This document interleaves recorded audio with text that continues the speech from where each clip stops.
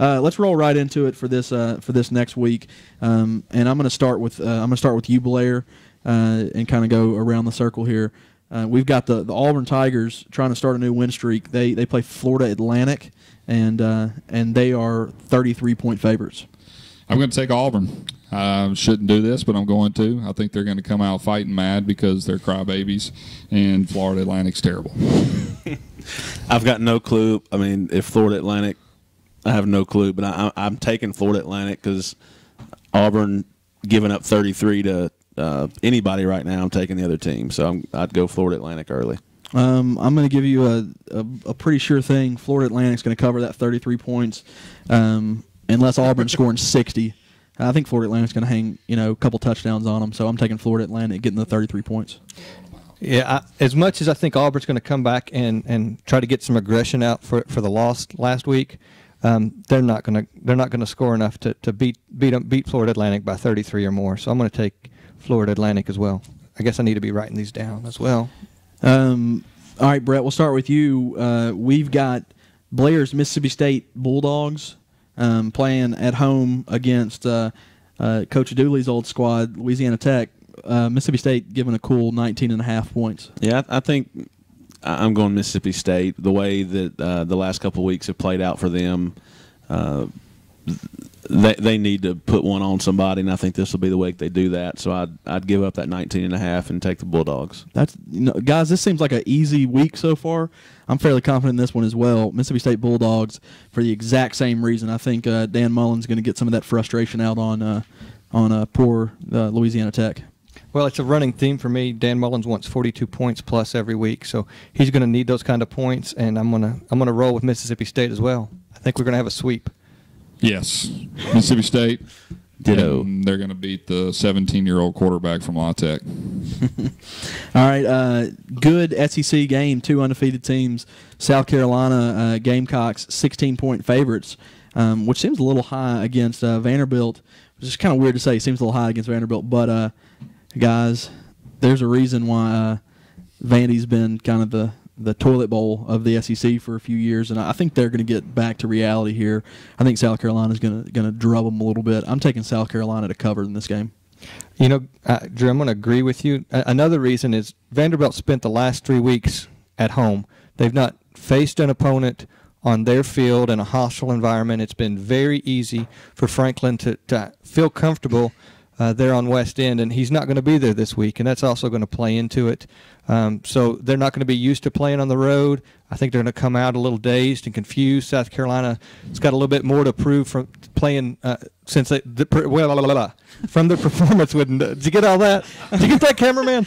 That's going to be edited. That is not going to be edited. I'm going to leave it in there. Mistakes and all. But they're gonna have something to prove with the performance they had against Navy. There, I got it out. And because of that, I think they're going to get that. I'm going to go with South Carolina.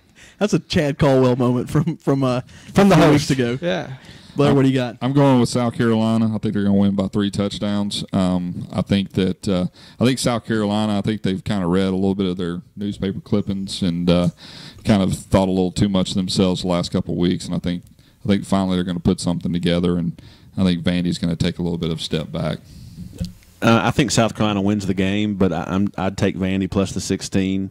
South Carolina's given up tons of points, and to me, if Vandy puts up 14, 17 points, I see a 28-17 type game where I don't think the game will really be in doubt, but I just think 16 is a lot of points, and if Vandy can go down there and not get down big early, I think it could be a ball game into the second half.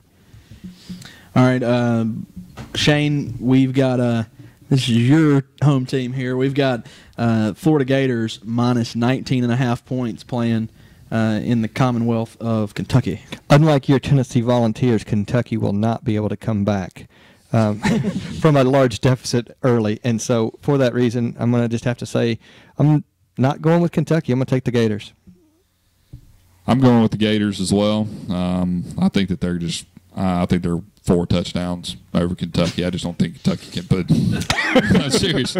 I don't think Kentucky's going to be able to scratch 10 points, and I think Florida's going to roll it up on them. We've had a common theme of terribleness amongst several of our teams this week, but I'd take Florida to cover. I don't think Kentucky scores much on Florida's defense, and I think Kentucky can stop them a time or two. But I'm similar to Blair. I think that's a 35-10 looking game to me. As of about 14 seconds ago, I was taking Kentucky, but just out of my hatred for Muschamp right now. But I'm switching, man. I just don't think – I think Florida's going to roll them. I'm taking Florida lay in the 19.5. That leads us to I guess we say 1 and 1A the next 2 games. LSU going to a possible SEC opponent here in the next couple years, West Virginia. There's some talk about that. Going to West Virginia, given 5.5 points. I'll start off this time. If all right, we'll skip Blair for some Blair pointed at me, so I went with the jumped on here. I think LSU wins this game 14 points. I don't think West Virginia is as good as they have been. Pat White's not there. Steve Slayton's not there. Noel Devine's not there. They're still a good team. But Smith's there though. He's not as good as the other dudes. LSU covers at 5.5. Book it. That's a book it, huh? Yeah. God, I picked against LSU last week, and I'm going to pick against them again just for the heck of it. I'm taking West Virginia. I think they do have a good offense, and I think that this is going to be a close one. I think LSU gets a win, but they don't cover. I think a touchdown's not enough. I think 9-10 points is going to be the differential there, and I think LSU's going to go in there. Their defense is unreal. They're going to keep West Virginia from scoring a lot of points, and for that reason, LSU's not going to have to put up 30, 40 points to have that spread. So I'm going to take LSU. I'm going to go with LSU as well, even though Daniel Holgorsen for West Virginia was the quarterback's coach at Mississippi College in 1998, and I've had a few cold beers with him before. But I'm going to tell you LSU, they're winning by 14 easy. That's a 7 o'clock game on ABC for you guys out there. Blair, that's Central Standard Time. Central Standard Time. For all our thousands and thousands of listeners in different time zones. Well, you never know. We're a growing group here, guys. Exactly. We don't want that East Coast bias to do us in. So Central Coast bias, whatever that means. Blair, you skipped your turn last time. I'm gonna make you go first because you're trying to get the advantage to see what everybody else picks. Alabama Crimson Tide game of the week. Alabama's and Crimson Tide 11.5 point favorites over Shane's Arkansas Razorbacks. I'm gonna go with Arkansas on the spread here. 11.5 I think is a pretty large number. I think Alabama's winning the game, but I think Arkansas is going to cover it. I think Alabama is rolling in this game. I need to be proven to by Arkansas. I don't know if that last game scared me with a 10-point win over Troy. I know we've discussed that, but I don't know. I could be wrong, and I think we would all agree that Alabama's going to win this game, being at home. But I'm taking or giving up the 11.5 and taking Alabama. Not so fast on the agreeing. I don't know that this is a guarantee win for Alabama. That being said, I'm taking Arkansas. I like getting 11.5 points in a game that I think is going to be a close game. And I'm not going to call the win for Arkansas, but I'm going to say that I think this is going to be a close one. So I'm taking Arkansas. So you're saying there's a chance? There's a chance.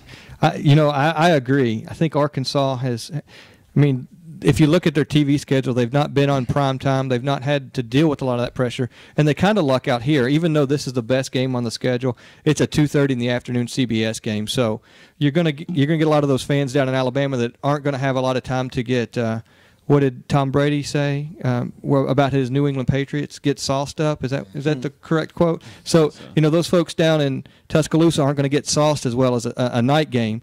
So the crowd's going to be a little more subdued. Arkansas can put up a lot of points, and they do have a chance to win. It's going to be a very tough chance.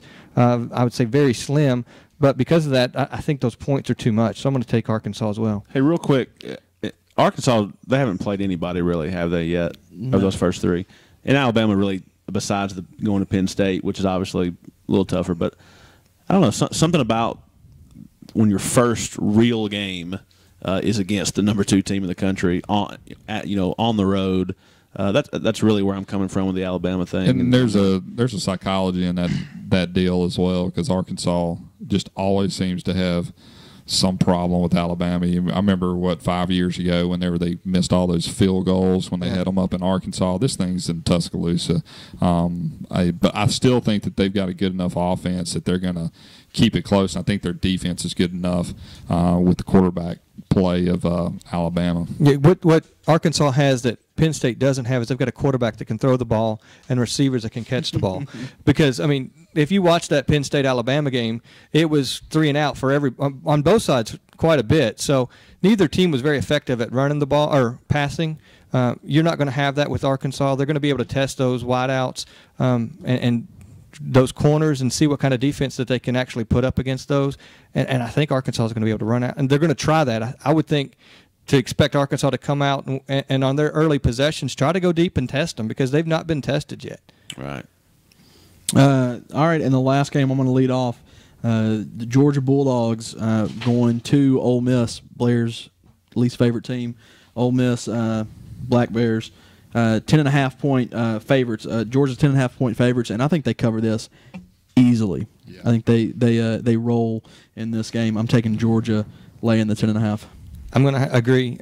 You alluded to all the problems that's going on down at the Grove and in Oxford. All that's going to transfer over through the week. Houston Nutt's got a team that's going to be in disarray. I think they're falling apart at the seams, and Georgia's got a lot to prove. They had a couple tough losses early. They're starting to rebound. And if you look at Georgia's schedule, if they start getting on their winning ways, they can still compete in the East. They've got of the 3 teams that have the best shot, they have one of the easiest schedules coming out. So, it's a big game for Georgia, and I think they're going to cover. All righty, in the Hot Seat Bowl, which is this Saturday, I'm going to be taking Georgia.